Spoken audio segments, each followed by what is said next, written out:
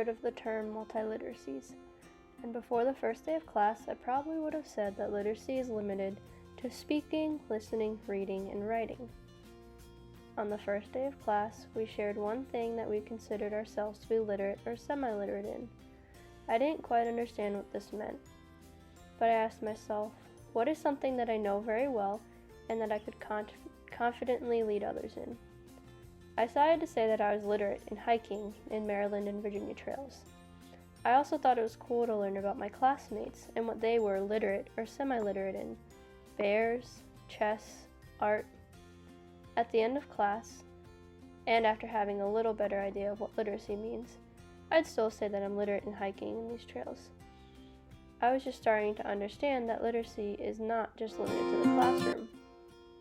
In fact, now I would say that literacy stretches beyond the classroom. Students can be literate in so many things, just about anything.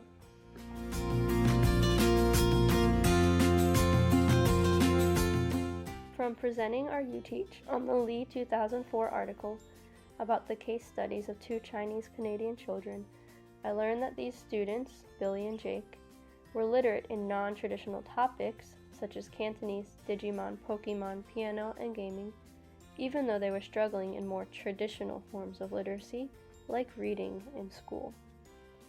I learned that my students may have literacies that are not always recognized or valued by U.S. society. This lack of recognition can lead to misunderstandings of classroom performance. Even more, parents, such as Billy and Jake's parents, may not understand U.S. school systems or teacher expectations and reasonings behind certain decisions, such as how much homework their students has each night. For this reason, I think multiliteracies has shown me not only a need, but my personal desire to know my students more holistically. That is, to learn about their funds of knowledge that may impact the multiliteracies they hold and impact the classroom performance. In the article, Funds of Knowledge for Teaching by Mole et al., 1992, Mole defines funds of knowledge as historically accumulated and culturally developed bodies of knowledge and skills essential for household or individual functioning and well-being. Mole acknowledges that the teacher-student relationship in the classroom needs to transform from a strict and isolating setting of just one teacher and one student to take into account the whole of the student through more than just classroom performance. I plan to incorporate funds of knowledge into my lessons by connecting to students' experiences, interests, backgrounds, cultures, and languages in my lessons.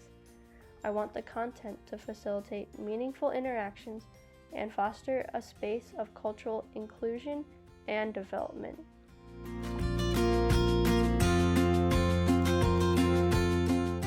The week before Thanksgiving, while I was lead teaching, I had the opportunity to do just this.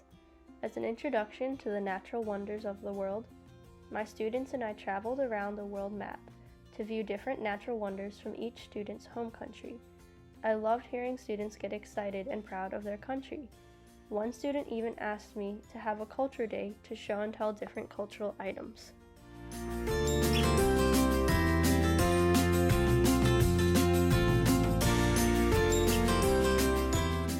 Another reading that resonated with me was Gillis 2014, who introduced the idea of disciplinary literacy. The text says, literacy at the secondary level is much more complicated than selecting a strategy to use with a particular text passage. We truly don't want every teacher teaching reading. Frankly, they are not prepared to do so. What we do want is for teachers to teach discipline appropriate literacy practices, which vary according to the content area. I hope to use the idea of disciplinary literacy in my teaching by differentiating instruction for students depending on the content area and grade level. It's unrealistic to have the same literacy expectations for my 4th graders as my 11th graders. I want to be able to teach my 4th graders how to unlock the prompt, a literacy skill that's vital to 4th grade reading. And I want to teach my future 11th graders how to construct cohesive science reports, another literacy skill that's appropriate for secondary students.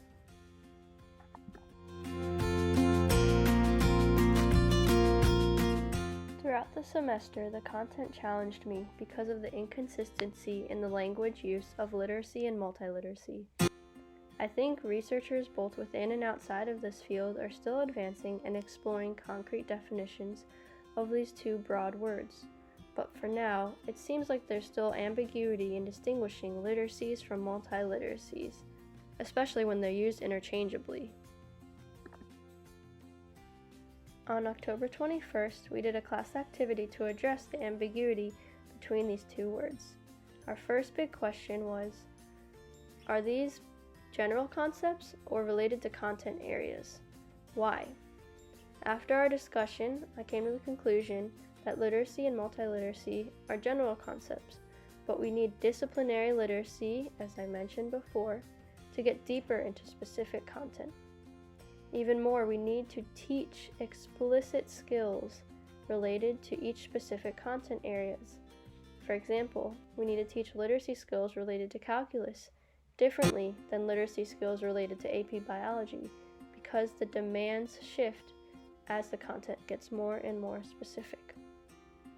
Our second big question was, do we need separate definitions for literacy and multiliteracy? Why or why not? As a class, we had differing perspectives. After the entirety of the course, I think that we need one unified definition of literacy. I think the field of literacy is expanding, and it would be beneficial for everyone, teachers, researchers, and students, to have a solid, unified definition of what the term literacy means and the expectations tied to it. Our final big question was, will you teach literacy the same across content areas? Why or why not? I hope to use literacy in my teaching, but I don't think it'll look the same across content areas. I hope to use the idea of multiliteracies and funds of knowledge to better understand my students' learning processes. I think it's important to learn about my students' literacies so I can more accurately assess their performance, behaviors, and school entrance. I hope to teach literacy different across content areas, especially after learning about disciplinary literacies. I hope to use multiliteracies in my assessments. I want to offer various forms of assessments throughout the school year so that students who may struggle with one form of literacy, such as writing an essay, may show how they excel in a different form of literacy, such as a digital story. I would love to incorporate digital stories into my classroom. I really enjoyed making these the first time and this one. Finding alternative forms of expressing knowledge is important to me, and I think that digital stories are a great example of a non-traditional form of literacy. I love the idea that each of my students can make their own digital story that's unique and personal to themselves. They can each express their knowledge and comprehension through a creative outlet. Throughout the semester, we've added to our own working definitions of literacy and multiliteracy. At the moment, we have two separate definitions. As of class, we've come to say that literacy is working knowledge of a topic and awareness of the strategies to access that knowledge and interact with it or critically view text. And we've said that multiliteracies include traditional and non-traditional forms of literacy. I still think that we should combine these definitions so that there's more cohesion and unity between everyone in this field. These definitions are clearly working, changing, and transforming as our students, schools, and educators also transform.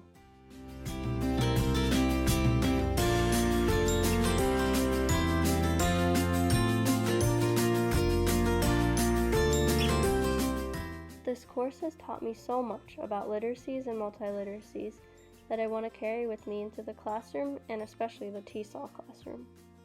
For my English learners, they have funds of knowledge full of multiliteracies that may be foreign to me. As we grow in our student-teacher relationship, I hope I can incorporate, celebrate, and develop new and old multiliteracies.